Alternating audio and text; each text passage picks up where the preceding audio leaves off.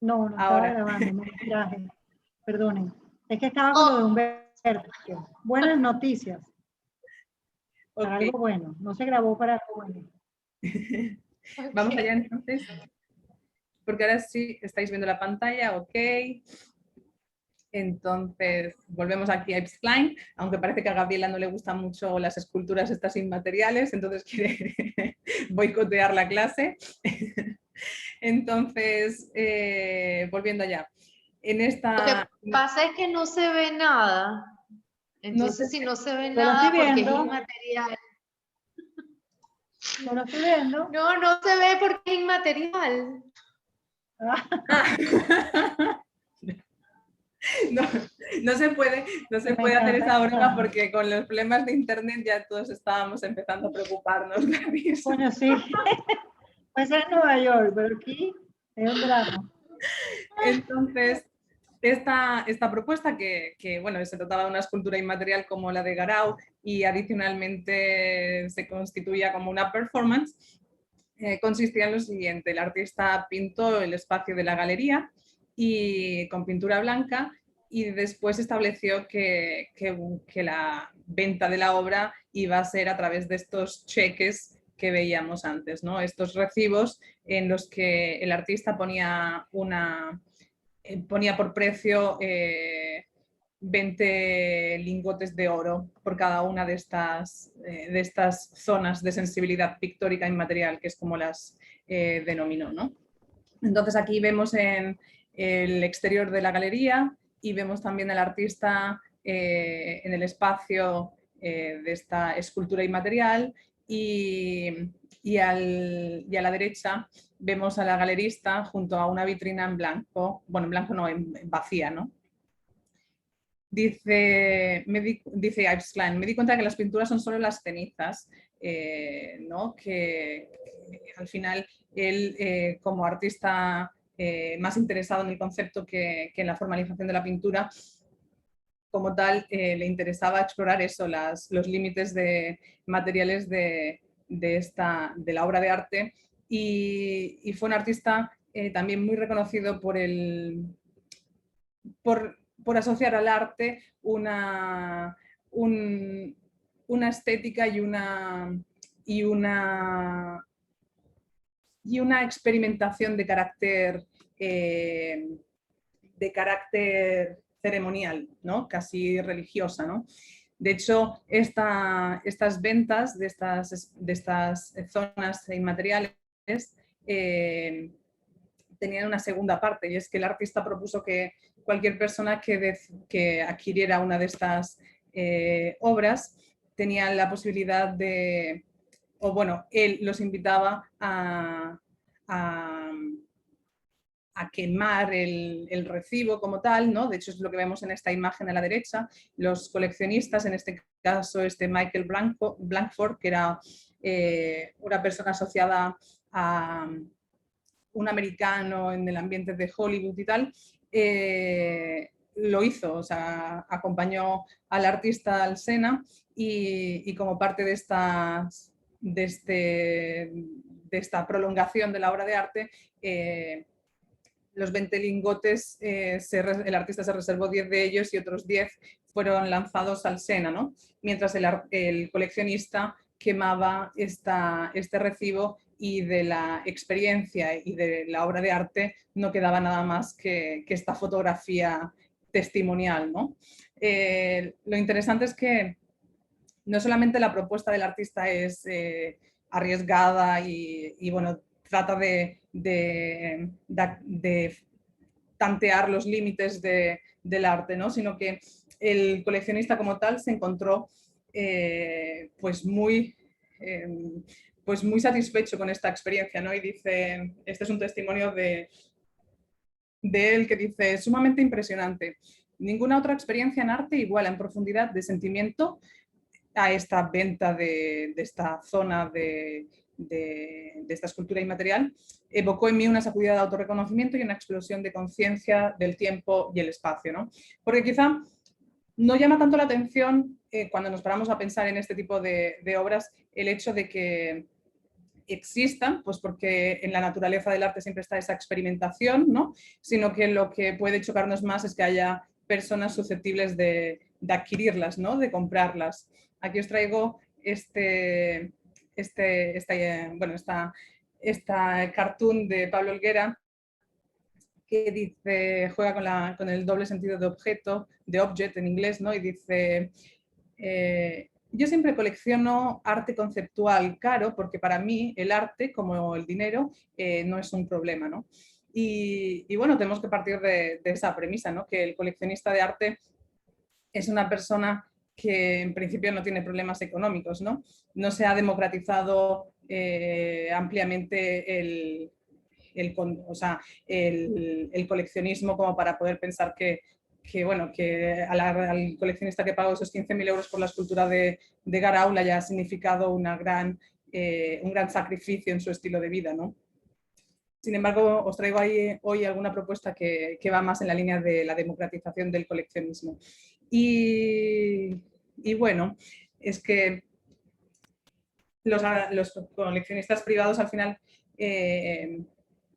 son el gran consumidor de obras de arte, no en el sentido de consumir exposiciones, sino de consumir, de compra de las obras, ¿no? Esta es un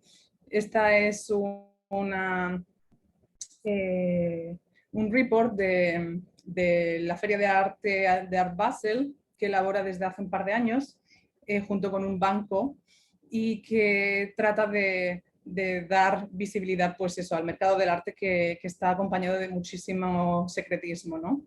Los galeristas no suelen ser muy claros a la hora de hablar de sus ventas ni de dar mucha información en torno a su labor, y en cambio las casas de subastas pues atraen todos los titulares, ¿no?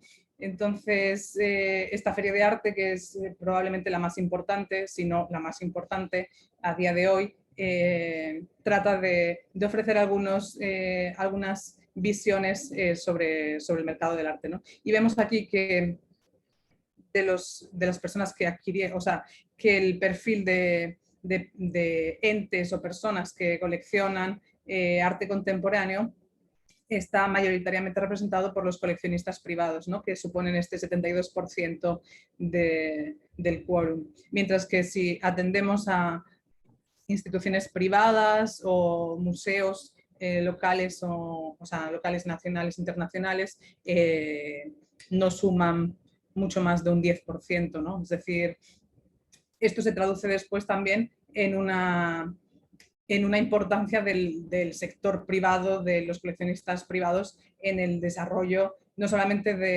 del devenir del mercado del arte, sino también del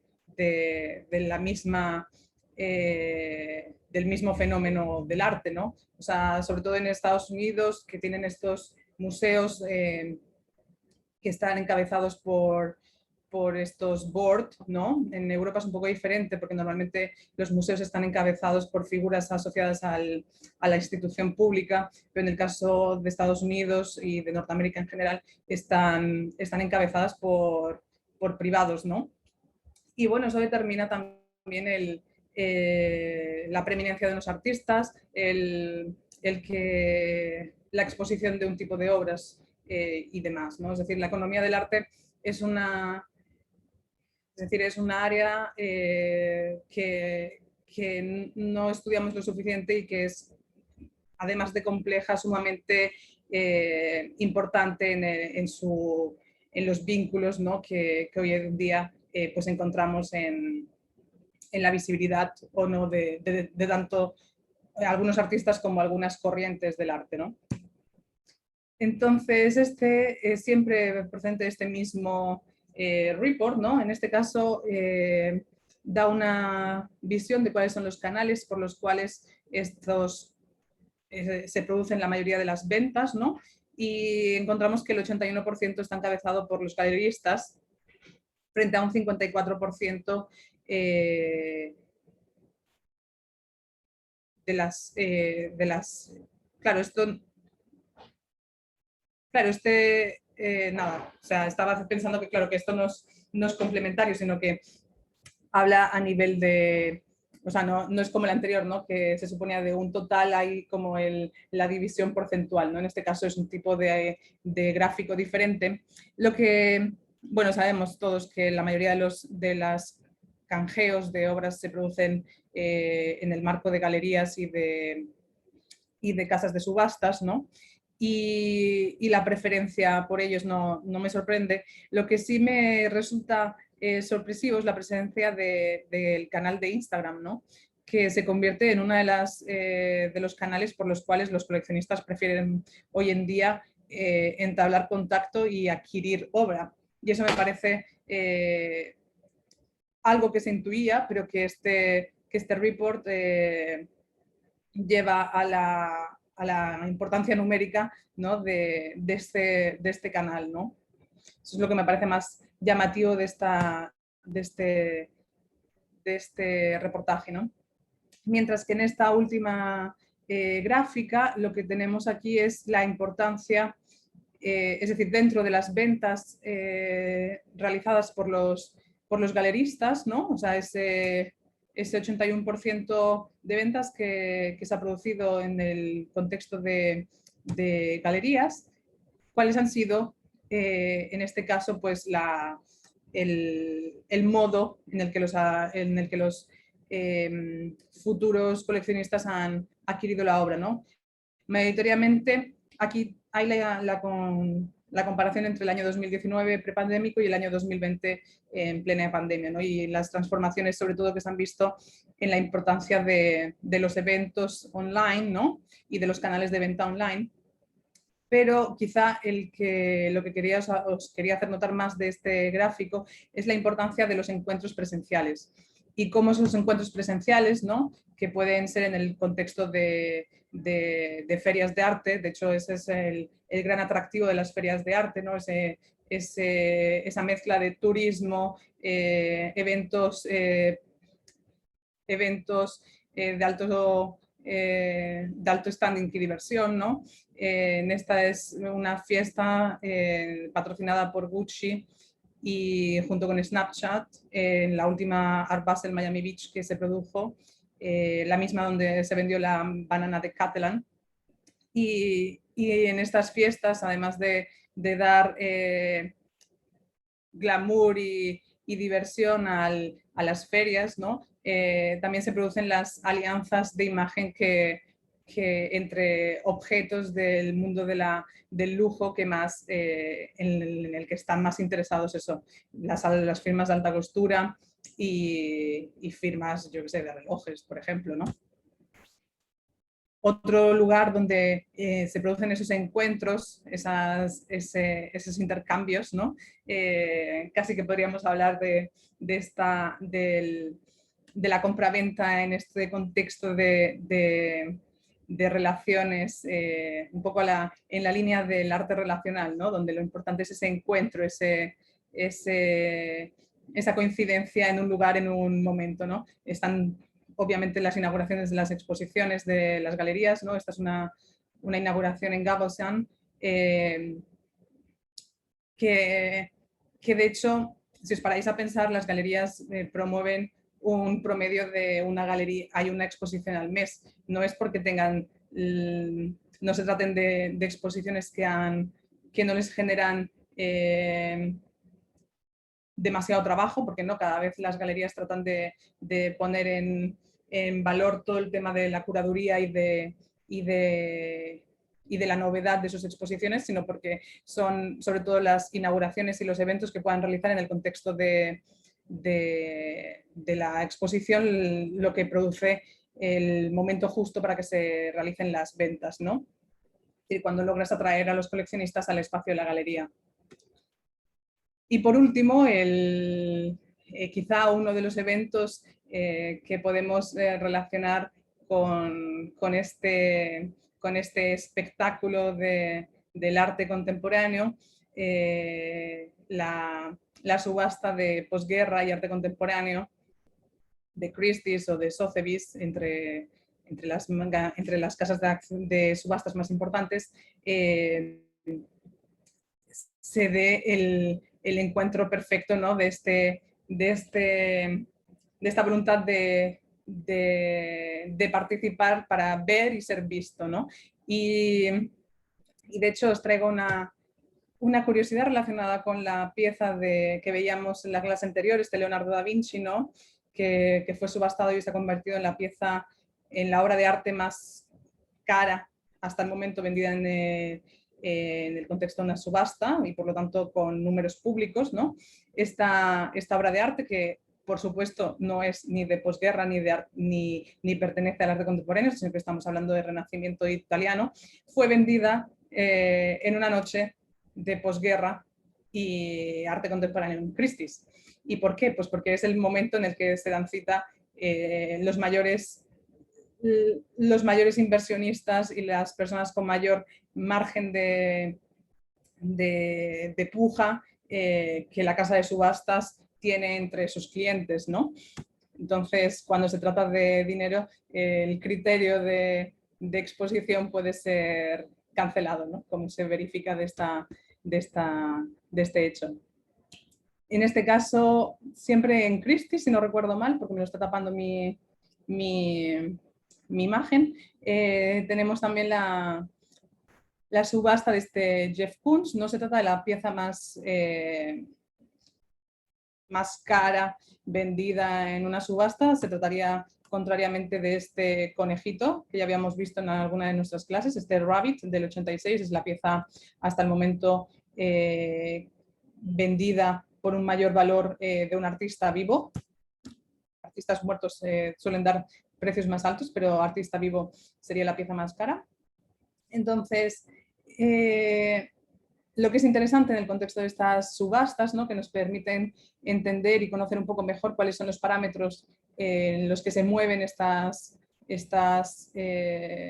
compraventas, ¿no? Es estudiar un poco el comportamiento, ¿no? de los coleccionistas y de este consumo y estos precios estratosféricos que acompañan al arte contemporáneo de hoy. Pues esta pieza nos ofrece una clara expresión de uno de estos comportamientos, ¿no? Y es que este Balloon Dog, en este caso tenemos el naranja, pero se trata de una edición de 5 en el que cada una de las versiones tiene un color diferente, ¿no? En este caso se subastaba la naranja, mientras que las otras 4 piezas pertenecen en manos de coleccionistas, entre ellos los más top de los coleccionistas, ¿no? Por lo tanto, la persona que pujaba por este Balloon Dog no estaba solamente pujando por tener esta pieza, sino que estaba casi que adquiriendo una entrada a este club social exclusivo de los coleccionistas más importantes del momento, ¿no? Eso nos puede hacer entender también por qué se producen esas cifras estratosféricas. Esta es una caricatura de un artista que utilizando una serie de dibujos, bueno, una serie de libros no sé de qué año es, pero bueno, de esta estética vintage de hace algunas generaciones, ¿no? Utiliza esta misma estética y esta misma manera de contar las cosas, ¿no?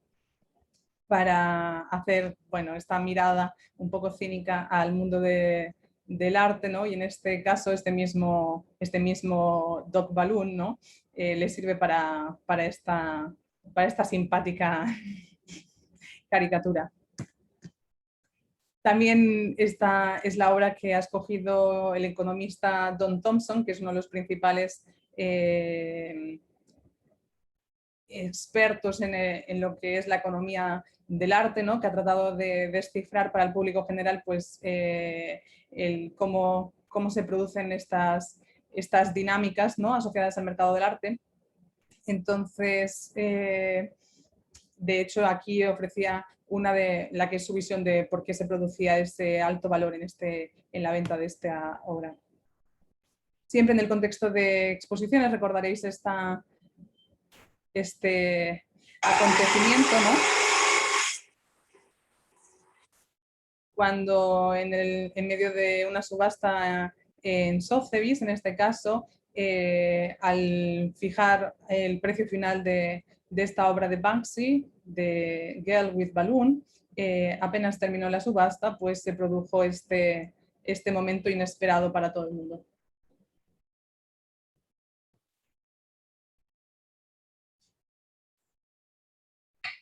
Voy a ponerle el volumen, no cambia mucho.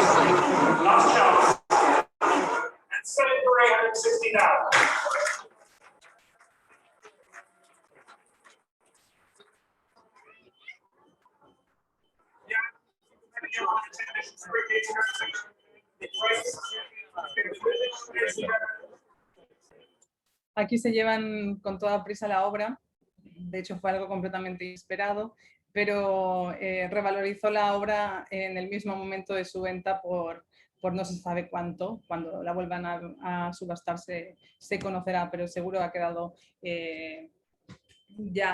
ha mejorado la inversión el coleccionista que invirtió en esa obra. Banksy es quizá uno de los artistas que más ha puesto en evidencia estas dinámicas especulativas en el contexto de la compraventa de arte contemporáneo y que las ha favorecido también. Este es un kiosco que puso en plena calle vendiendo obras suyas, de autoría suya, pero en este contexto en el que nadie le dio credibilidad, ¿no?, a la autenticidad de las piezas, ¿no? Las vendía por $60. Y bueno, estas piezas que se vendían por $60 hoy en día pues le han servido a las cuatro personas que hayan decidido comprar algunas de estas que creían reproducciones de la obra de Banksy, pues les ha supuesto varios miles. ¿Por qué? Me falta aquí una diapositiva, quizás que he cometido un error en el orden, pero bueno, os cuento. En el caso de Banksy, él tiene una página web en el que recibe imágenes y demás de las piezas que se le atribuyen y él emite certificados de autenticidad, ¿no? Es su manera de llevarse un rédito cada vez que estas obras salen en subasta, y dos, es la manera también de controlar que no existan falsificaciones, ¿no? Pero es interesante cuando tú ves los números de Banksy a través de los años, ¿no? Pues, ha pasado de ser una persona perteneciente al arte callejero, que ya de por sí era un arte no enderezado hacia la venta, que en pocos años se ha convertido en uno de los artistas del top de 100 de ventas, ¿no? Siempre figura entre las primeras posiciones de los artistas vivos y bueno, también su estrategia de crítica del mercado le ha servido también para especular no solamente sobre el valor del arte, sino también para revalorizar sus obras, ¿no? Y en una estrategia similar se encuentra también la revalorización de la obra de Fernando Botero, este artista colombiano, ¿no? Que en este artículo de Lucas Ospina en Esfera Pública se puede reseguir un poco como el cómo, ¿no?, se ha producido, pero básicamente Fernando Botero, a partir de donaciones de obras escultóricas a ciudades, por ejemplo, esta es una donación. Encontramos boteros en todo el mundo, ¿no? Este es uno en Singapur. Y también a partir de la donación que hizo a la Biblioteca Luis Arango en Bogotá, que es la que exhibe este conjunto de obras importante, no sé si son 150 obras que el artista donó en su momento, ¿no? Al final esta operación de donación es una autodonación, ¿no? Como resigue el análisis de Lucas Ospina, ¿no? Y es que el impacto de las donaciones al final repercute en el valor de mercado del artista, ¿no?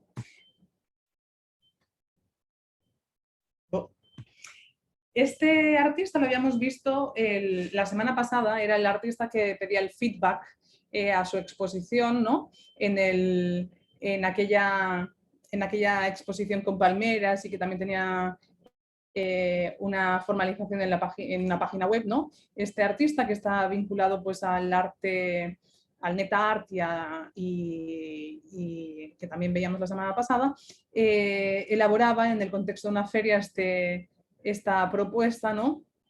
En la que ha desarrollado una criptomoneda, que es esta Jonas Lund Token, ¿no?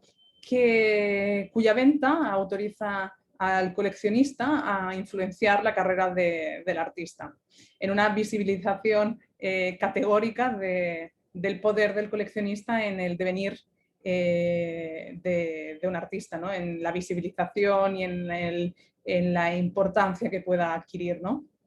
Entonces, reproducía en esta feria este ambiente como con esta estética bancaria, ¿no?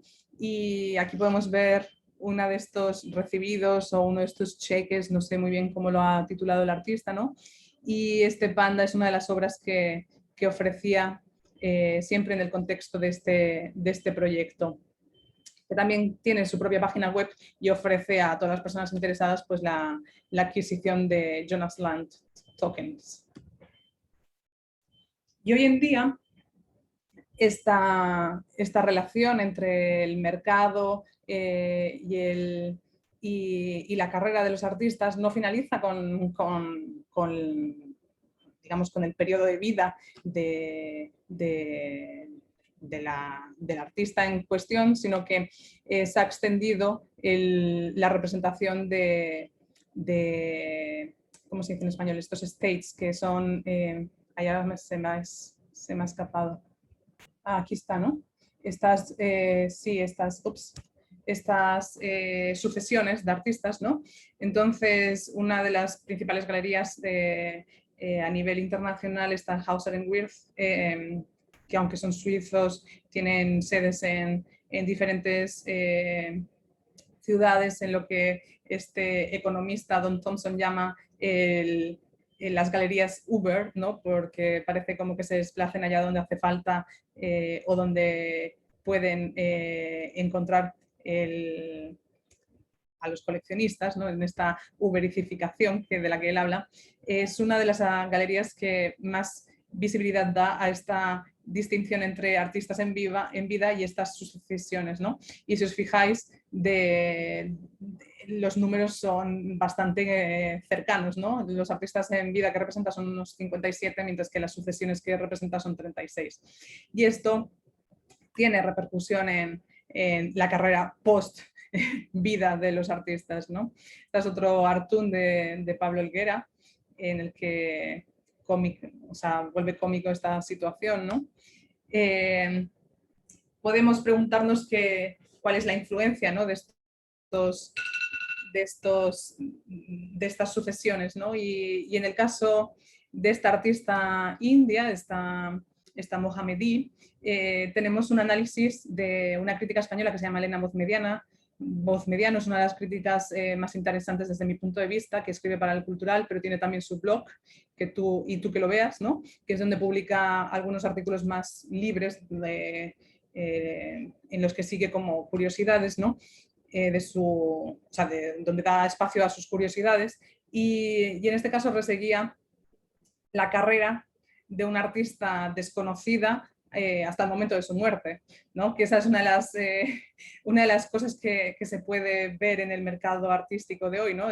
Que lo habíamos comentado, aunque muy superficialmente, cuando hablamos de los artistas outsiders, ¿no? Estos artistas que son outsiders y que son desconocidos hasta el mismísimo momento de su muerte. A partir de su muerte se vuelven conocidos, ¿no? Y son ese tipo de artistas que tienen más exposiciones una vez muertos que en vida, ¿no? Entonces, bueno, aquí ella resigue este hecho y podéis leerlo para daros una idea de cuáles son los factores que intervienen y cómo determinan, ¿no? Esta apreciación artística, ¿no? Pues porque la visibilización de la obra se produce en museos, pero lleva asociada la apreciación también económica del artista, ¿no? O sea, siempre un juego de especulación.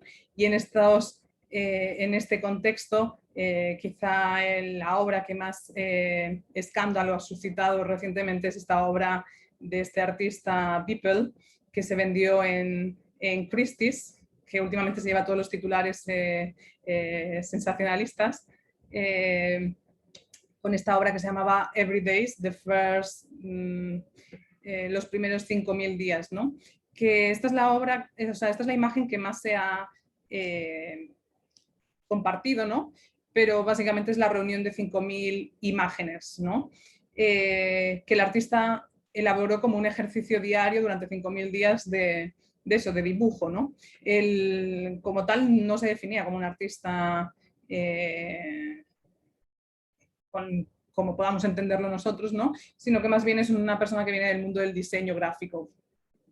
Y bueno, muchos han hablado sobre esta obra, ¿no? Lo que os traigo y os recomiendo la lectura es este artículo de este crítico Ben Davis, que es el único que se ha parado a mirar la obra como tal, ¿no? Y bueno, se han difundido algunas imágenes, sobre todo de este tipo de imágenes con esta estética, ¿no? Un poco de final de los tiempos, con esta proyección futurística un poco inquietante, ¿no? Pero bueno, lo que hace Ben Davis es mirarse no la obra más reciente, que es la que más atención ha traído, ¿no? Y por la que se le ha podido reconocer un poco el estilo a este Beeple, sino que se mira pues obras desde el principio, ¿no? Desde 2010, desde 2007, que es cuando creo que empieza, bueno, él como tal empieza eso, años atrás, ¿no? No sé si esta es una de las primeras que publica, y claro, el estilo, el interés de estas obras es poco o nulo. Nadie lo relacionaría, ¿no? Entonces, bueno, eso como un divertimento, ¿no? De hecho, se habla, la persona, el coleccionista que adquirió la obra, que es este... ¿Alguien me puede leer? Espera. Ahora. Que el vídeo me tapaba el texto, ¿no? Aquí traigo las declaraciones, ¿no? Del que fue el comprador. Este Metakovan es un seudónimo siempre vinculado al mundo de las criptomonedas y demás servicios, ¿no? Que dice al respecto: esta va a ser una obra que va a costar billones de dólares algún día. Tiene el potencial de ser la obra de arte más importante o representativa de una generación, ¿no? Y estoy feliz de ser parte de la historia y aún estoy digiriendo el hecho de que soy parte de la historia. Esta es la demostración de algo que Don Thompson,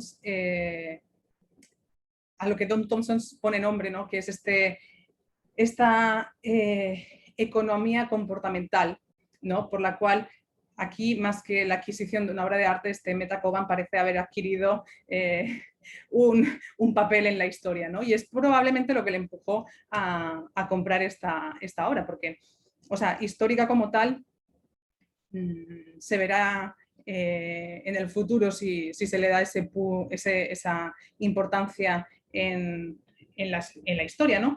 Pero no se trataba ni de la primera NFT que se ha vendido, sí que era la primera NFT que vendía una casa de subastas importantes como Christie's, pero no se trata ni de remoto de la primera obra no fungible que se ha vendido.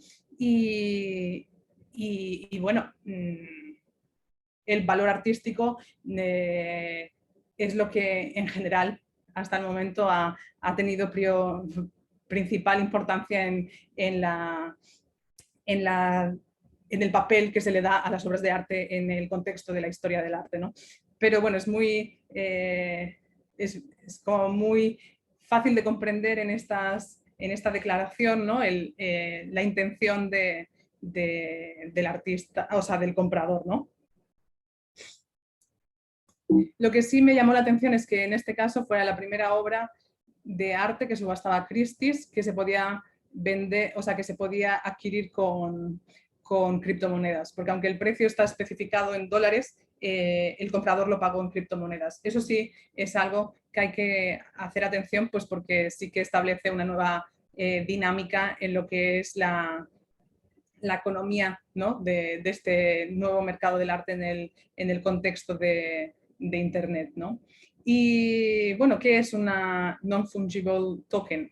Pues básicamente es esto. O sea, es un certificado de autenticidad, es un certificado de propiedad. No es nada más que eso, porque la obra como tal son fotografías, es una fotografía digital, lo veis ahí, ¿no? JPG. Cuando se ha hablado tanto de estos NFTs, al final es lo mismo que este certificado del amigo Salvatore Garau con el que empezábamos la clase. Entonces, hay que preguntarse cuál es la importancia de este tipo de documentos en el contexto de Internet, que cuando nació daba preeminencia y suponía otra nueva, ahí sí, una nueva perspectiva de lo que era la cultura colectiva y compartida, que o sea, que todo el mundo recordará estos Creative Commons, ¿no? En los que la prioridad era dar distribución al pensamiento y a la cultura bajo su difusión gratuita o con estas licencias Creative Commons que permitían al autor salvaguardar lo que él quisiera, ¿no? Sin que se le atribujera, que no se le modificara, que no se distribuyera con un propósito comercial, ¿no? O sea, le permitía al autor como tal tener cierto control de la distribución de su obra, de su trabajo, pero siempre en esta perspectiva, ¿no? Mucho más utópica y nueva para lo que veíamos que era la idea de compartido, ¿no? Esta es una reflexión de este filósofo Bauman que justamente habla de la idea del consumo en la cultura y las transformaciones que ha sufrido en el momento en el que nos encontramos, ¿no? Donde parece que es más importante la circulación de bienes más que su consumo real, ¿no? Es como que el consumo ya no es tan importante, aunque durante mucho tiempo le hemos dado importancia a la idea de tener, ¿no? De consumir, de poseer. Estamos más bien en un momento de transformación donde el consumo es entendido más bien como una experiencia, ¿no? Como el disfrute de una experiencia, y como tal, ese disfrute de esta experiencia tiene una temporalidad, un inicio y un final, ¿no? Y ese es la nueva, digamos, transformación que puede tener repercusiones esta es mi alarma, debo ir terminando para tener tiempo de conversar, que vamos a ver en los próximos años, ¿no? Para terminar, la última reflexión con la que os quiero dejar es esta, en la que bueno, nos encontramos que las personas que pujan por estas obras, ¿no? Que son las que tienen el dinero y digamos también la liquidez, y tienen una aproximación a la obra de arte que no es comparable a la que ha prevalecido en el coleccionismo de arte, sino que se acercan al arte más bien como quien se acerca a cazar tendencias, ¿no? y que compran y consumen este arte de una manera que tiene más que ver con un mercado más en la línea de las finanzas que de la cultura, ¿no? Y bueno, eso es el comportamiento que vemos en muchos de los coleccionistas, sobre todo asociados a las casas de subastas, que están transformando pues, la escena artística a todos los niveles, ¿no? Pues porque condenan también a los artistas más cotizados a estar al vaivén de esta especulación, y porque algunos artistas, como por ejemplo este Christopher Gull, que pasan por modas, se encuentran que que estos coleccionistas, que además vienen mayoritariamente del mundo de las finanzas, acumulan obra para después, a cierto momento, cuando empiezan a depreciarse en algunos portales que tratan de medir esta importancia, venderla, ¿no? Entonces se producen estos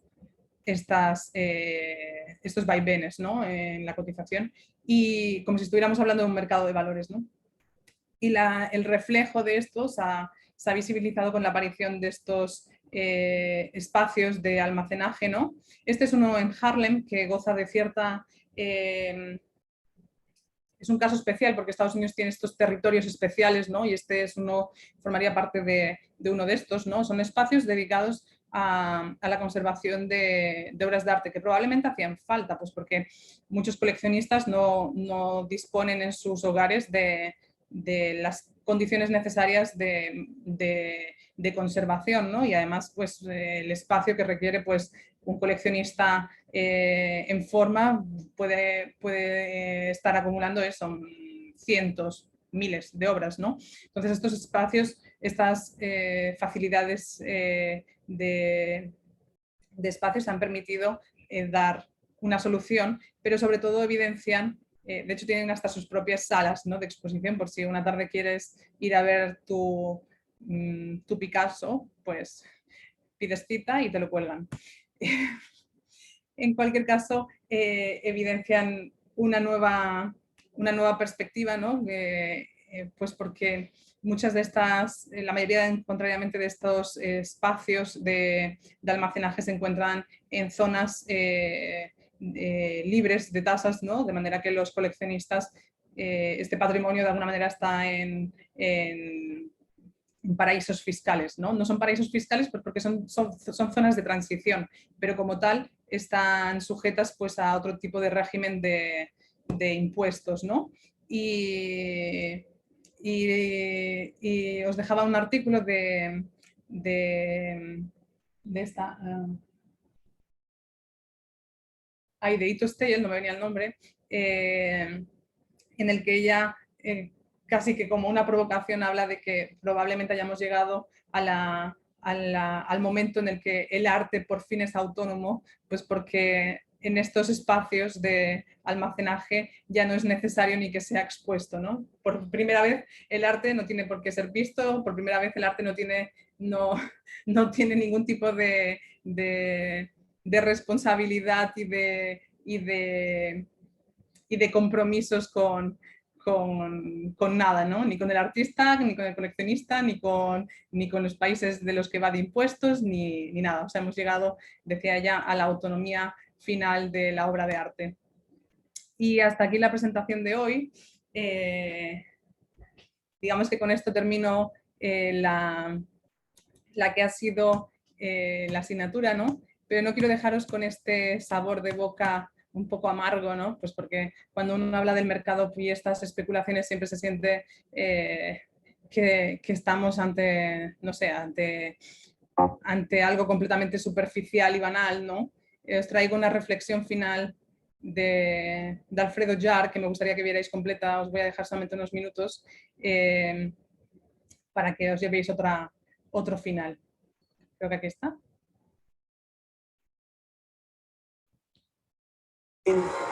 Delivered. The art world has a problem. The art world has a very bad image. And it's a paradox because in the art world, we work with representations. But the art world is incapable of controlling its own representation into the world. So the image that we have of the art world from most of the media is about glamour and the market and million-dollar sales. But I can assure you that's not the art world. 99% of the art world is young artists that decide to become artists in spite of the pressure of society and that are trying to make sense of the world. That is the real art world. It is not the glamour, it's not the market, it's not the system. 99% of the art world is outside that system. But the media does not speak about this. They only speak about the tip of the iceberg. Now, for me, the world of art and the world of culture is the last remaining space of freedom. This is where I can invent models of thinking the world. Lo dejo ahí porque me parece ya suficiente y potente reflexión, ¿no? Y no sé si hay una manera en la que nos podamos ver todos. ¿Tienes que compartir tú la pantalla, Gabriela? ¿O ahora os estáis viendo? Arriba, Patricia, hay un botoncito a la derecha que dice vista. Puedes ahí cambiar la manera en que ves a las demás personas que estén. O sea, puedes ver si se comparte pantalla o si los ves en galería o si se ven solo la persona que habla. Sí, os he puesto, yo os estoy viendo, pero no sé si os veis vosotros, si solo tiene que hacer el anfitrión. ¿Puede ser? No, eso lo hace cada quien individualmente. O sea, es un tema personal. Ok. Pues entonces yo ya dejo de compartir la pantalla, ¿no? Y así nos vemos las caras. Ahí he terminado, tenemos unos minutos, no sé si queréis comentar cómo se os ha quedado el cuerpo después de hablar del mercado de arte o cómo se os ha quedado el cuerpo después de ver la película que os mandé de Renzo Martens, ¿no? Es un poco casi que terapia de impacto, ¿no? Por ahí tenemos alguna psicóloga que sabrá definirlo mejor, ¿no?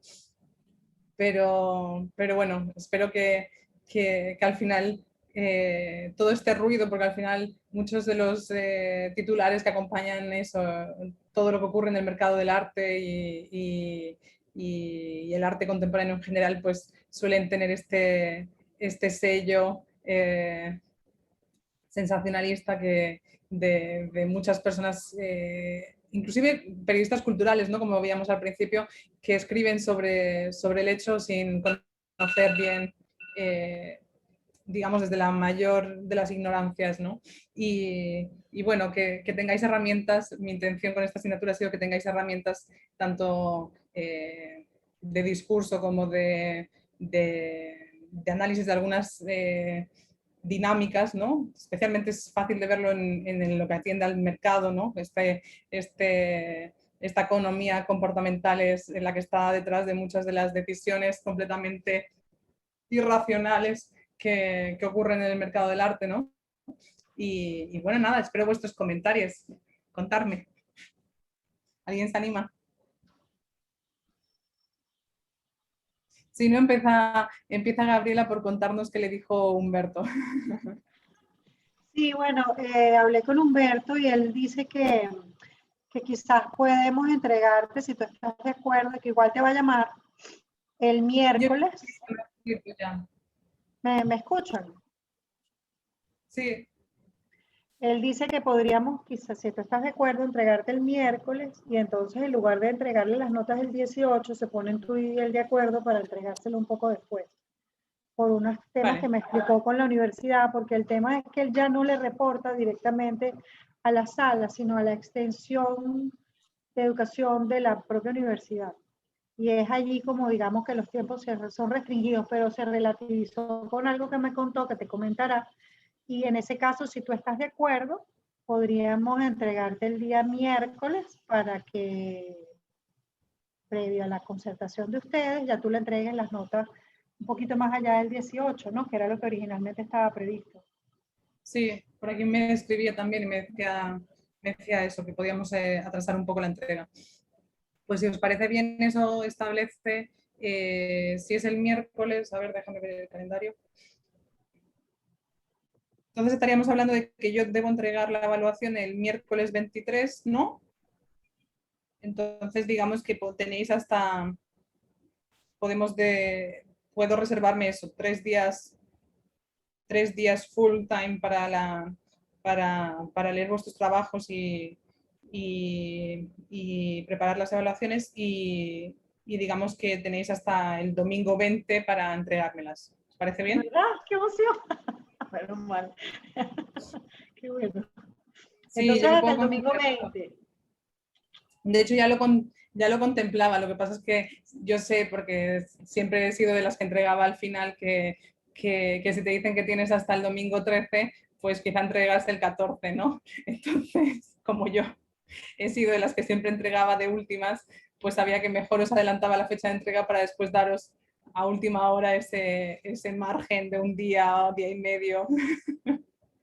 Pero en este caso tener en cuenta que, bueno, que estamos extendiendo hasta el domingo 20 la entrega de los trabajos y que yo tengo que tener mis trabajos el lunes cuando me levante y empiece y mire mi correo, tengo que tener allí los trabajos para poder empezar a leerlos y estar a tiempo de hacer las evaluaciones, pues porque voy a estar con un poquito tiempo, ¿no? Pero me parece muy justo que entre el final de las clases y la entrega de los trabajos haya al menos eso, una semana. Así se alarga un poquito más, entonces perfecto, más tiempo para vosotros para,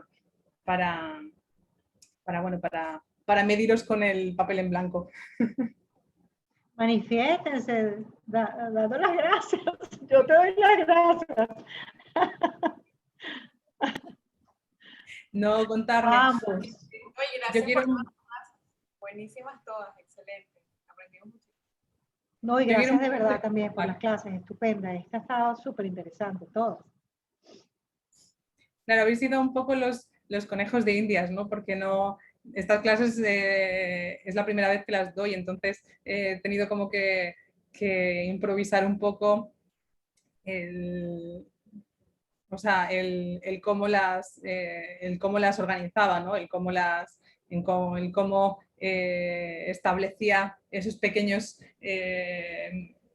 o sea, cómo las compartimentaba para de alguna manera dar algún discurso que permitiera la comprensión de lo que pretendía daros a conocer, ¿no? Entonces, ahí creo que para el futuro el mercado tiene que tener más espacio, pues porque aunque lo he liquidado rápido, es donde más se producen estos fenómenos llamativos, ¿no? Y aparte de la economía comportamental, que es en realidad la que está detrás de muchas de estas dinámicas, pues se pueden analizar otras dinámicas que os he dejado ahí anunciadas con esos artículos que os pueden dar más luz, ¿no? Pero estas autodonaciones, ¿no? O estas certificaciones de obra al estilo de Banksy, ¿no? Pero sí, quizá el mercado merece más espacio en la asignatura. Bueno, pero esta clase yo creo que fue bastante, se percibió bastante nítido, ¿no?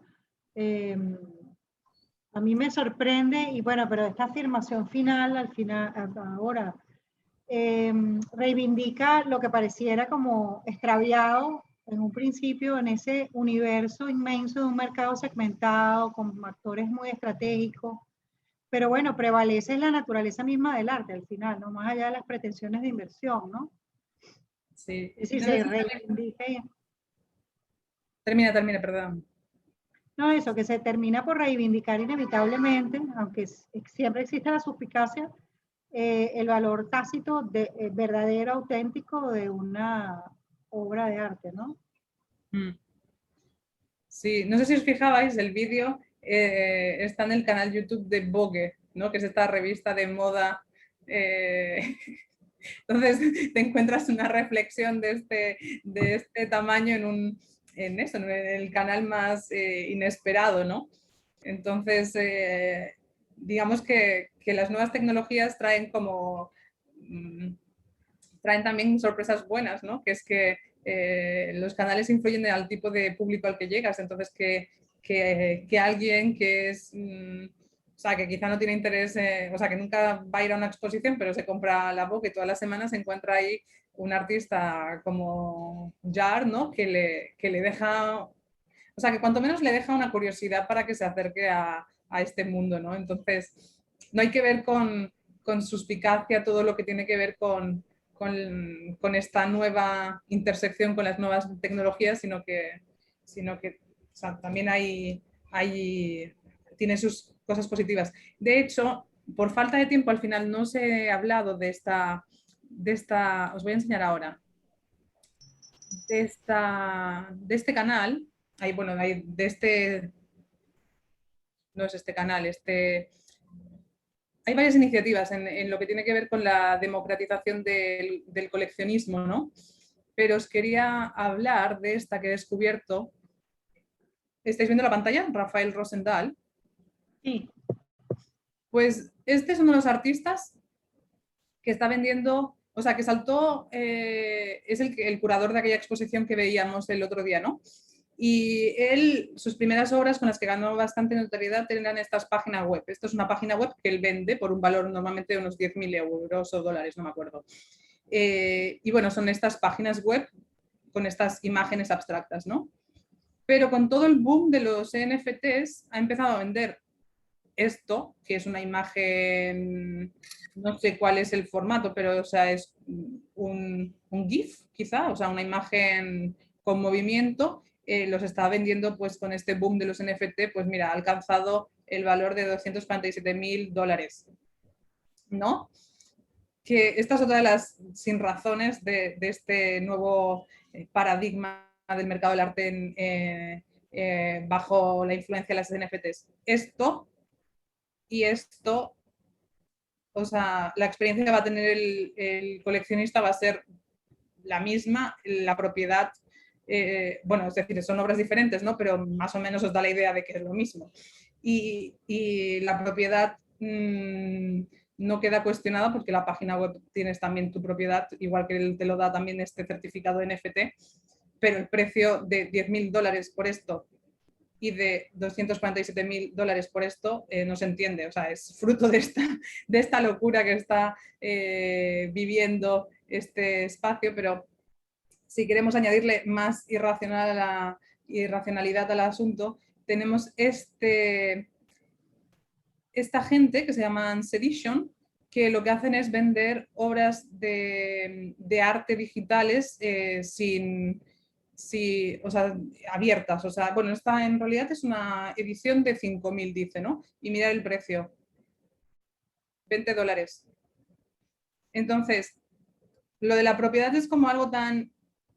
No necesariamente es lo que más interesa a un coleccionista, quizás lo que le interesa es tener eso, un conjunto, un corpus de obra bajo una misma visión que es la suya, ¿no? Entonces realmente es bastante, o sea, hay varias obras en el caso de Rafael, pero todas se mueven eso, en unos 20 dólares. Y Patricia, yo he comprado obras ahí. sí, En pues, Sedition, sí.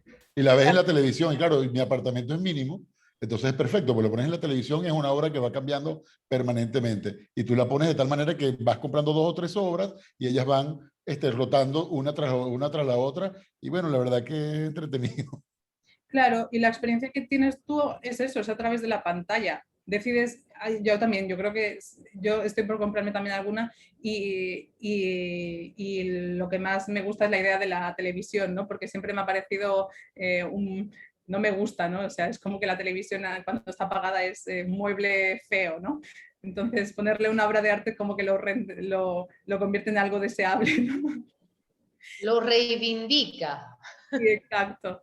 Entonces, claro, Profe, sí, dime. bueno, Fernando, me parece muy cómico que tú tienes una cantidad de cosas que siempre compras obras. Pero yo tengo una observación, ¿no? Porque qué paradoja ver estas obras así de colores, todo, no sé, como irreal. ¿Y por qué nadie compra, por ejemplo, algo como el video que tú nos enviaste, que golpea tan profundamente Nadie va a comprar eso, pues, o sea, esa denuncia, ¿no? Wow, no se nos ocurre ponerlo en la sala, pero es bueno, es muy paradójico, ¿verdad? O sea, que nos golpea en la cara ese video que tú nos enviaste, una realidad que la tenemos, bueno, los venezolanos yo creo que esperemos que no lleguemos a esos puntos, pero que tanto dinero en un lado y tanta pobreza en el otro, entonces, no sé, me hace pensar mucho. Claro, por eso es también importante bueno, que sepamos por qué se mueve así el mercado del arte, ¿no? Y podamos también denunciarlo, pues porque al final somos partícipes, no como compradores, pero sí podemos sensibilizar sobre la falta de sentido de eso. De hecho, Thompson hace algunas comparaciones, ¿no? Y algunas de estas obras, o sea, el precio por una de esas obras podría haber eliminado o haber vacunado contra el ébola a toda África. Entonces, esos, digamos, esa apreciación tan dispar sobre la importancia de las cosas, pues bueno, está ahí, ¿no? Es un reflejo del mundo mismo, ¿no? Pero el arte al final, y gracias a esa obra también de Renzo, nos ofrece espacios para reflexionar hacia qué tipo de sociedad queremos ir, ¿no? Os dejo muy machacados la película de Renzo. Bueno, es fuerte, pero tiene algunas cosas interesantes, o sea, sobre todo como la reflexión en torno a la autoría de la fotografía y a por qué el costo de una fotografía versus otra. Y me pareció, no sé si curioso, pero me pareció remarcable el hecho de que él, habiendo hecho, o sea, como toda la investigación, estaba allí, habló con fotógrafos, habla sobre la autoría con otros fotógrafos, y después habla con, bueno, los voy a llamar locales, porque no sé cómo, qué otro título otorgarles, que tenían la tienda de fotografías. Les decía, o sea, tú podrías estar haciendo por esta fotografía que tú estás vendiendo en $0.75, podrías estar haciendo 50. Serías millonario. Entonces, o sea, me parece también como curioso, pero también como positivo ese, bueno, no solamente soy una denuncia, sino también soy proactivo dentro del espacio en el que estoy viendo que está sucediendo algo particular. Claro, lo que pasa es que al final todo queda igual, ¿no? Lamentablemente sí. Ese es como el final de esta primera parte, porque hay una segunda parte, es que, o sea, el artista lo odiamos desde el primer momento con este aire así narcisista, completamente, parece como que nada o sea, como que nada le afecta, ¿no? Completamente, o sea, él visibiliza toda una serie de situaciones, pero lo haces tratando de intervenir solamente 2 veces, ¿no? Una cuando hace esa propuesta de neones completamente fuera de lugar, en un contexto donde no hay luz eléctrica, o sea, que es como esa, o sea, es como esa, o sea, es una película sobre todo que está construida a partir de todos estos contrastes surreales, ¿no? Y después cuando hace ese workshop, ¿no? Para fotógrafos locales, entonces es como, o sea, ahí estamos viendo arte de participación, pero donde la perspectiva de cambio social pues es limitado, ¿no? Porque se ve al finalizar la película, no, como que estos fotógrafos no logran realmente entrar dentro del mercado de la venta de fotografías documentales, ¿no? Y de hecho el mismo artista después, cuando pone en circulación esta obra, se encuentra que se reproduce la misma dinámica, ¿no? Es decir, una dinámica por la cual el elemento, o sea, como la obra reproduce las mismas dinámicas que vemos con los fotógrafos, ¿no? Pues porque él cuando acude pues, a todas las ferias, a todas las galerías que le invitan a exponer su trabajo, lo hace también en representación o dando una representación a estas desigualdades locales que atienden, o sea, que protagonizan la película del Congo, ¿no? Y la repercusión de todo ese consumo cultural de Occidente no repercute en la mejora de vida de esta gente que es la protagonista de la película, ¿no? Entonces, eso le lleva a una reflexión ulterior, ¿no? Y crea una fundación que se llama por los Foundation for Human Resources o algo por el estilo, y siempre en el Congo, y a partir de ahí genera una asociación de los agricultores, una pequeña cooperativa, y establece bueno, hay ahora una segunda película en la que habla, o sea, como que lleva el discurso hacia el cubo blanco, ¿no? Y crea esta sala de exposiciones en medio de una plantación de bananos. Entonces, como la segunda parte de esta película, que es reciente, la acaban de estrenar, pero sobre todo lo que ha hecho ha sido invitar a estos agricultores a realizar obras de arte, ¿no? Y entonces realizan estas cerámicas y este arte un poco más naif y lo comercializa. Y de esa manera sí que consigue que haya un retorno sobre sobre los protagonistas que ha utilizado en la elaboración de su propia obra, ¿no? Entonces ahí sí es cuando o sea, interviene y modifica la dinámica no solamente denuncia la representación o sea, las dinámicas de representación, sino que por fin, ¿no?, consigue una estrategia para repercutir en la mejora de las condiciones de vida de esta gente, ¿no? O sea, que hace del arte algo útil, ¿no?, en la línea de esta otra, de la cubana, ¿no? Entonces, Algo que sí me da mucho coraje, oye, la actitud del dueño de la plantación, wow. Sí. Gracias. El hombre como que, bueno, sí, hay como 10 niños malnutridos, pero son 10 o 15 de 8.000, eso no importa. Yo como, y se quita la responsabilidad diciendo que son familias desestructuradas, ¿no? sí, Y dices, sí, pero sí, si sí. pero si la fotografía que acabas de comprar y tus propios agricultores parecen, o sea, quizá no están desnutridos, pero están famélicos. Es decir, y Sí. esa gente trabaja con el cuerpo y en una hacienda de... Pero esos son los excesos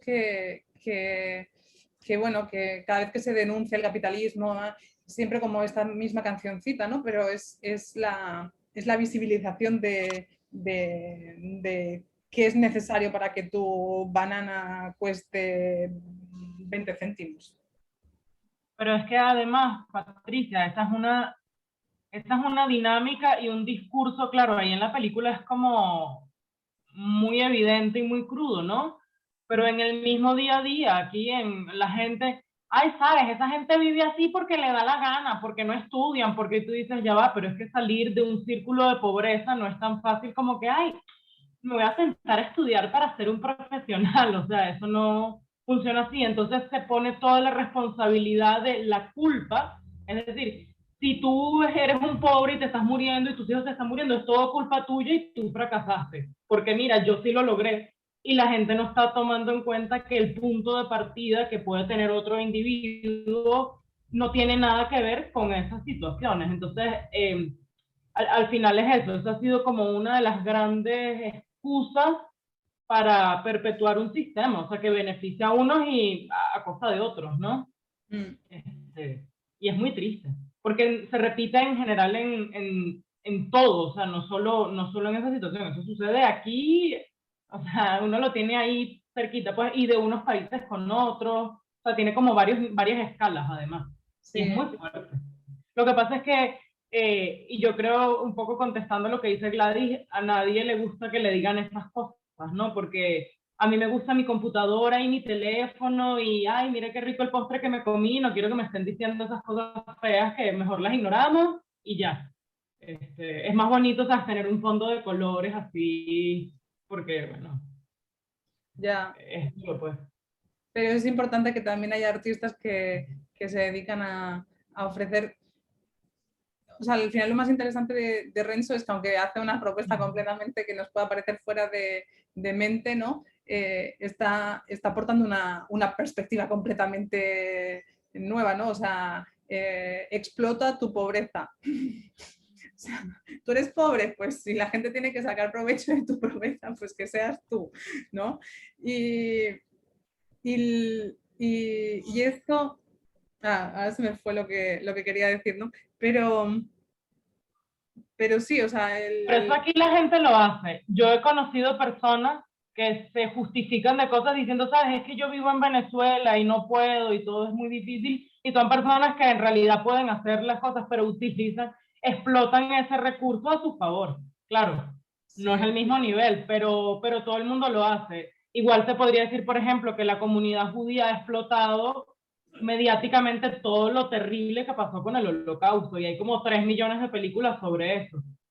Cuando hay que sí, 2 de Uganda o de cualquiera otra de estas cosas dantescas que han sucedido, ¿no? Entonces, yo creo que es una jugada inteligente y es una manera como de integrarse en las propias dinámicas del capitalismo, porque es absurdo tratar como de combatirlas ahí desde una utopía de esas de, ay, ahora todos nos vamos a querer, porque es que...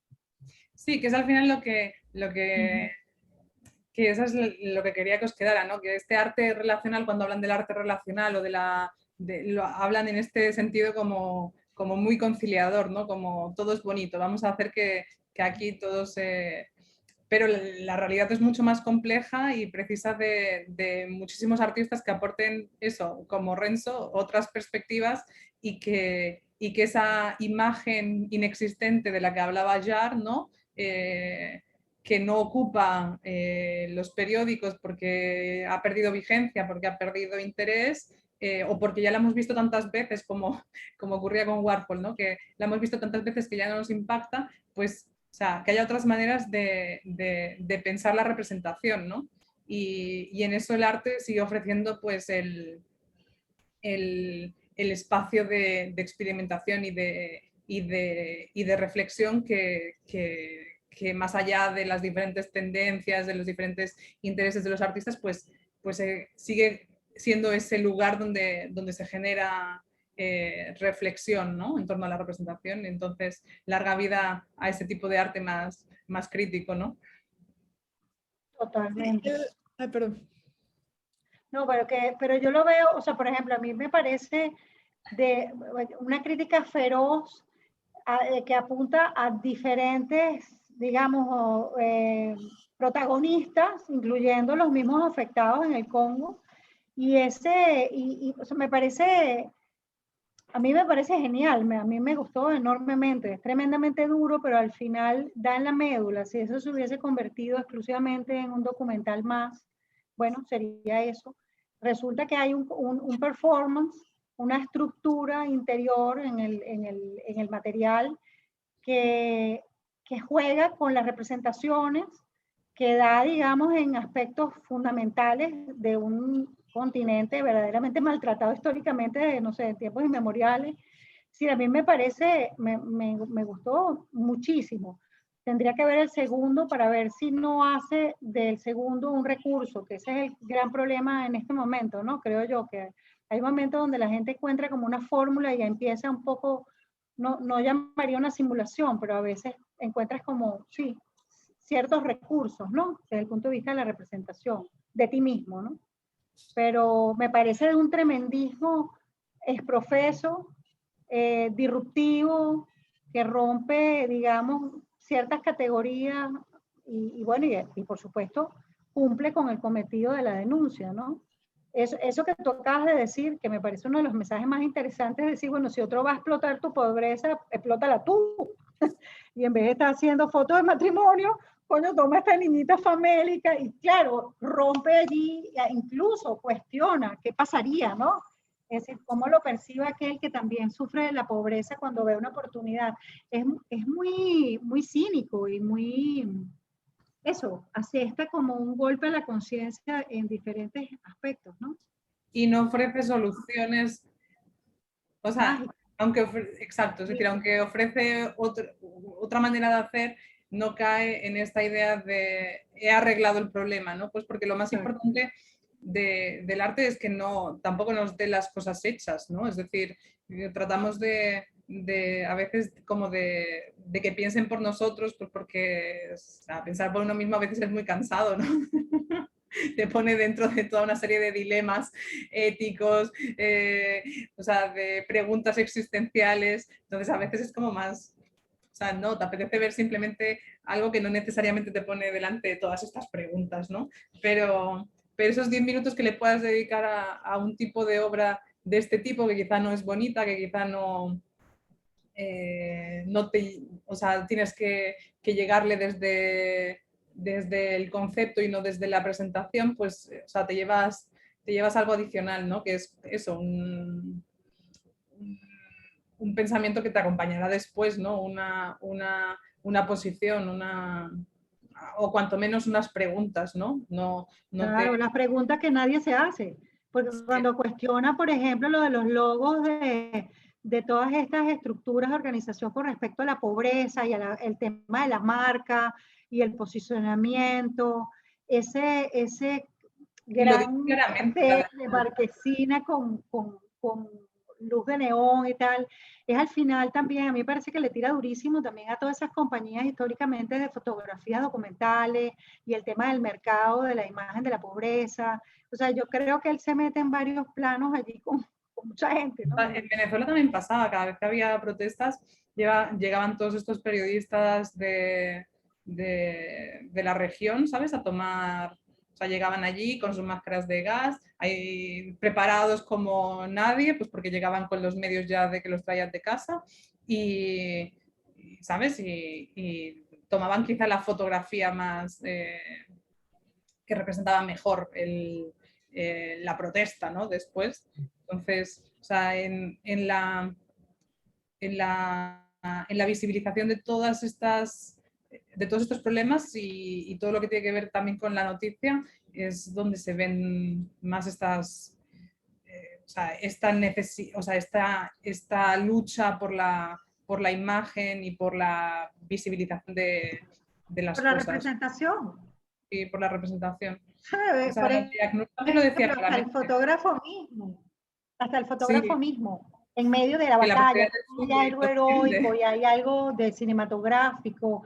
O sea, de verdad que por eso me parece como inteligentísimo, porque no se anda con historias y realmente le da a todo el mundo, pero como dices tú, no dicta cátedra, no pretende ser el bueno. Llega un momento en que se confunde el rol y me parece algo un pelo hasta teatral allí. Es muy cinematográfico ese juego del personaje. A mí me encantó, me encantaría ver la segunda parte. Claro, hay que pensar. Además tiene... bueno, que hay algo que a mí me parece que es valioso, aunque sea incómodo, y es que Occidente se ha armado esa figura de consolación de que, ay, llegué yo, solucioné el problema, pero mira, ahora todo lo estamos arreglando, y mira, yo vine y cambié este sitio y ahora todos prosperamos, que termina siendo una gran mentira. Entonces, y hay muchos documentales y muchas obras que van como por esa línea. Presentan el problema y después habla como de las alternativas y te pone la cosa inspiradora al final, que, ojo, está bien, pero lo que termina es, primero, vuelve el problema una cosa muy plana. Se ha cortado. Y el protagonismo termina a los propios las personas que están viviendo esa historia, pues por decirlo, y eso es algo que también sucede mucho y es muy valioso que en este sentido te deja esa realidad de que mira, o sea, las cosas no son tan sencillas, todo es un rollo, pues. Y creo que es una incomodidad que es muy valiosa porque permite como reflexionar justo sobre eso. Sí.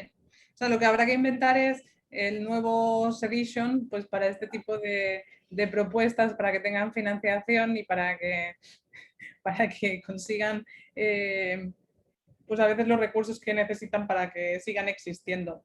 Eso es lo que también creo que es necesario, el no mirar al mercado como algo negativo, sino que, o sea, cosas que ocurren en él son súper negativas, ¿no? Como todo ese dinero destinado, pues no se sabe muy bien más allá de qué de un cuadro y de la especulación, pero hay espacio para que nazcan propuestas, pues el crowdfunding es una, pero quizá no es la más, no es tan específica para los artistas, ¿no? Pero el coleccionismo es una manera de apoyar también a los artistas y poder democratizarlo sería una manera de dar también más diversidad a las historias que ocurren, ¿no? Y a las obras de arte que demuestran ese mundo también más diverso, ¿no? no sé qué, aquellos que habéis trabajado en galerías, ¿no? Que yo sabía que Verónica, o sea, yo tengo aquí apuntado que Laura. Verónica y Laura, ¿no? Sí, han trabajado en galerías, pero después también o sea, tenemos ahí unos coleccionistas, ¿no? Entonces ahí es donde donde tenéis una responsabilidad, que es la de tratar de ver si hay alguna fórmula que favorezca eso, nuevos canales de consumo o sea, de recolección de recursos, ¿no? ¿O no comprarías una obra así, Fernando? ¿O se fue Fernando? O Carolina, tú también tienes una colección, pero no sé si está. Sí, sí, estoy aquí. Sí, aquí estoy. ¿Compraríais una obra así?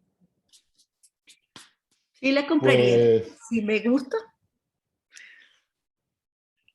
pues sí, puede ser. El problema es cómo disfrutarla, pero en general podría ser. Exactamente. Ya. Bueno, uno buscaría la forma de poderla disfrutar, ¿no?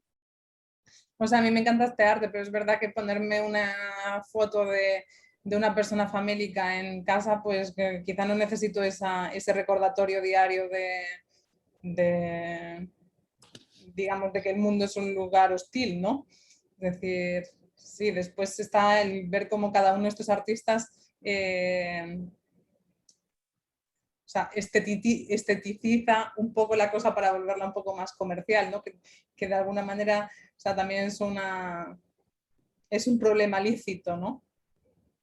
Pero bueno, hay muchos colecciones para obras coleccionistas, porque bueno, es decir, si hay coleccionistas que coleccionan obras inmateriales, ¿no? A eso no les importa qué es lo que hay que ver. Bueno, yo creo que esta entra dentro de la categoría de la inversión, ¿no? Porque yo creo que ese única, por lo menos el primero en su estilo, ¿no? En su línea, queda allí como un material o sea, tiene ya un valor en términos únicos, ¿no? Incluso. Sí, y además no te ocupa espacio, no tienes problemas de conservación y no necesitas pagar ninguno de estos lugares de almacenaje de obra, pues porque te basta una carpeta con todos los certificados, o sea, tiene sus cosas positivas. Exacto. Pero el arte en la red es otro lugar donde puede haber, donde pueden estar las oportunidades de hacer, o sea, de convertirse eso o sea, ya lo ofrecía de alguna manera, ¿no? La llegada de Internet. Yo al principio recuerdo que parte de mi interés en la curaduría es también como ese coleccionismo de imágenes, ¿no? Es decir, o de proyectos, ¿no? Es decir, eso está permitido a cualquier persona, que el clasificar imágenes al estilo del Atlas de Mussine, ¿no? De David Barbour, ¿no? O sea, que tú puedes andar por internet y sea uno de tu propiedad, puedes coleccionar obras que te resultan afines, ¿no?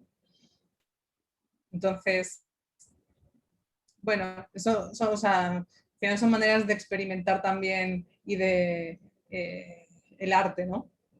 Imagino que los artistas igual, también tenéis vuestras colecciones de artistas que os interesan, imágenes de obras que hayáis podido encontrar por ahí que os suscitan algún tipo de interés y que queréis seguir viendo para investigar, ¿no? Es decir, o sea, la manera de experimentar el arte puede ser tan amplia como uno quiera, no necesariamente pasa solamente por exposiciones y el coleccionismo, que es quizá las que tienen más visibilidad, ¿no? O sea, está al nivel de todo el mundo. Ahorita que hablabas sobre las galerías y sobre cómo hacer como más accesible el coleccionismo, me hiciste recordar una reflexión que hacía, bueno, alguien que vi en YouTube, que había ido en el circuito de Arco en Madrid, que había ido a esta feria, no me acuerdo cómo se llama, que la hacen en el Palacio de Cibeles. Ah, sí, esa es una de esas ferias satelitales, la Ajá. Madrid será, o Sí, no, o Arco. sea, es el Palacio de Cibeles. Y claro, él hablaba sobre que, o sea, por lo general como que hay cierto recelo para hablar de precios y tal, y que en esta feria justamente como que era la única feria que sí tenía precios, o sea, estaba la de cartela de la obra y debajo había una cartela con el precio. Y eso me llevó a la reflexión de que durante la cuarentena radical, muchas de las grandes galerías abrieron tienda en Instagram, que además era como, o sea, había estado siendo tabú incluso entre críticos, o sea, como vender tu obra en línea, como que si la obra no fuese la misma si vendiera en físico versus vendiéndose en línea. Entonces, claro, no sé, como que, no sé si mucha gente considera que claro, vender una obra a través de un medio digital es como masificarla y retirarle un poco ese carácter único que tiene la pieza y darle como un carácter más de fast fashion, por ponerle una categoría. Sí, pero ya hemos visto ese report, o sea, a mí lo que me llamó más la atención es que apareciera Instagram y que apareciera cuantificado la importancia de Instagram como un canal de difusión, pero también, que ya lo sabíamos, pero también de venta, ¿no? O sea, Con 34%. sí, Pero o sea, yo no sé si, Me o sea, sorprendió. Súper alto. está desde el e-commerce Instagram o del one-on-one communication con el artista galerista, o perdón, artista coleccionista. sí, yo creo que quizás lo han englobado todo en uno, diría yo, ahora. Pero bueno, también, o sea, ahora me has hecho recordar que cuando yo trabajaba en esta galería en España, en Senda, en Arco, ¿no? Siempre venía alguien a hacer una encuesta final, ¿no? Para ver cómo había ido la feria, ¿no? Y mi jefe siempre mentía. O sea, ¿habéis vendido mucho? No. O sea, reportaba lo que le daba la gana siempre para que, no sé, para que, porque no sé si con la intención de desorientar, o sea, no sé, pero ese secretismo, o sea, es Para que le real. cobraran menos por el stand. Sí, o sea, pues para que le bajen el precio al stand, ¿no? O sea, no vaya a ser que crean que yo he ganado aquí, o sea, que he amortizado el precio del stand, que además he ganado, no sé, un 40% más, sino que vamos a mantenernos bajo perfil, pues porque, o sea, el metro cuadrado o sea, no sé si son 20.000, o sea, no me acuerdo, o sea, un estante en Arco es carísimo, ¿sabes? Sobre todo para las galerías que ya tienen, que no pueden acceder a la parte de opening. Entonces, o sea, yo quisiera que ese report de Art Basel, ¿no? tenga como, o sea, no sé hasta qué punto puede ser fiable, ¿no? Pero como las encuestas de Arco, que yo creo que no solamente era mi jefe, sino que todo el mundo ahí mentía pues por tener otros intereses ocultos, ¿no? Pero lo que está claro es que si aparece algo, repercusión y un lugar en lo que es de cara al futuro del mercado del arte va a tener. Quizá puedes montar tu galería Instagram. No, no cuesta dinero. ¿Verdad? Claro, las obras, o sea, porque yo le he hecho un vistazo a las tiendas porque dije, oye, esto está súper interesante, sobre todo por todo este cuento del precio, del secretismo, del mantener como oculto toda esa parte. Y claro, las obras, no había nada que pasara los $30,000. O sea, además eran puras piezas de artistas, o sea, había, en la Gagosian tenía estaba una exposición, ¿cómo se llama este artista japonés que hace las florecitas que son una carita feliz? Sí, Huracán. Ajá. Había varios Murakami, después, bueno, varias de las galerías grandes tenían además puras piezas de sus artistas duros. Claro, en formatos pequeños, pero piezas de artistas como muy, vamos a poner popular. En el mercado. Reconocido. Ajá. o sea, a mí, yo me acabo de comprar una mesa de café, o sea, para el salón, ¿no? Este fin de semana con una chica que vende, o sea, vintage en Instagram, ¿no? Y aunque yo le tomara las medidas a la mesa, cuando me llegó a casa, o sea, era como el doble de lo que yo me hubiese imaginado, ¿no? Entonces, para mí, el punto el punto de la venta online es más como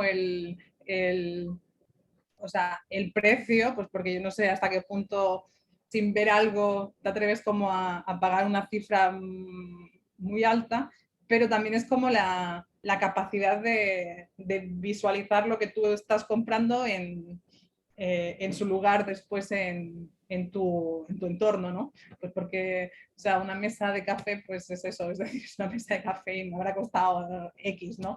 Pero si me gasto $30.000 y después no me gusta cómo queda en la pared, ¿no? O sea, es como ahí creo que es como las cosas, o sea, los puntos débiles que hay que tratar como de solucionar. Pero hay algunas experiencias que, por ejemplo, Arsi, ¿no? El portal online, que tiene la realidad virtual para que tú te pongas, o sea, reproduzcas la obra en cuestión que te interesa en la pared de tu casa, ¿no? Pensando siempre pues en eso, en piezas Lo de arte vendes tú más... otra vez, Patricia. Ahora te toca venderla de regreso. Ah, no, a mí me ha encantado, ya da igual. Bueno. Me queda Menos- un año en esta casa, después me tendré que ir a otra, capaz tengo otra distribución, me queda mejor. Tengo un comentario ahí. Hubo un video que creo que fue la profesora Matilde que nos mandó, yo creo que fue la primera clase, que era sobre una galería que estaba inaugurando en Nueva York, donde se exponían las primeras obras NFT. Entonces, que era una galería de obras virtuales. Pero entonces, mi reflexión en ese sentido, digo, bueno, entonces la necesidad de nosotros de socializar, porque si es virtual, ¿por qué voy a ir a presenciarla una obra virtual? O sea, no sé, me llamó la atención eso, ¿no?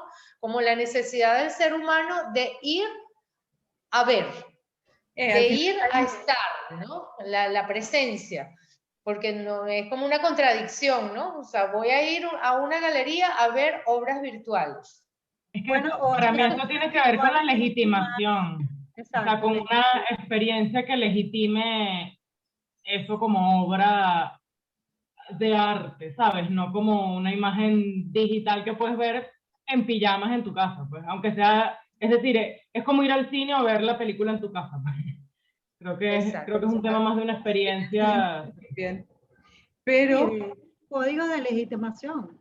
Oye, yo no quiero ser aguafiestas, pero les hago ver la hora porque probablemente Lorena, que suele entrar un poquito antes, en unos minutos, probablemente va a querer entrar en sala. Entonces, para que tengamos tiempo de despedirnos. Perdonen. Vamos a tener que tener un foro con Patricia de ahora todas las dudas acumuladas salieron hoy. ¿Qué pasa? ¿Sí? O sea, si queréis, nos reunimos el martes siguiente y me contáis lo que queráis. Primera vez que hablamos con Patricia así tan largo. Gracias, Patricia. Y entiendo. Es que es verdad, o sea, yo porque, o sea, pues es eso, habéis sido mis conejillos de India y no tenía tan calculado el tiempo y siempre me ha faltado tiempo para terminar mis clases y hoy ha sido de la serie, no puede ser, ¿sabes? O sea, me da igual, si hace falta no termino la clase. Pero... Lo lograste. pero sí, es decir, o sea, para mí ha sido un gusto darlas y lo que me ha faltado un poco más es el tiempo de estos, o sea, como de estos momentos así de intercambio espontáneo, ¿no? Que no necesariamente, que van saliendo ideas y uno va como relacionándolas con cosas que hemos visto, ¿no? Oye, muchísimas gracias. Ha sido un verdadero placer este curso contigo. Gracias. Sí, buenísimo, Patricia. La verdad es que muchas gracias. Excelente. Gracias. Gracias, de verdad. Pues nos vemos por ahí. Es decir, no sé, internet, Instagram, a todos os comentaré vuestro trabajo, así que por ahí seguimos hablando de uno en uno. Entonces, cualquier cosa, sabéis dónde estoy y bueno, espero que os hayáis quedado con la imagen de que estoy abierta a que me deis la lata por cualquier cosa, aunque sea un comentario o cualquier cosa que os pase por la cabeza. Gracias. Vale, gracias, Patricia. Gracias. Un millón. Gracias por todo. Chao. Chao. Chao, chicos, nos vemos en un pocos minutos. Chao, gracias, gracias. Chao, chao. Chao. Chao.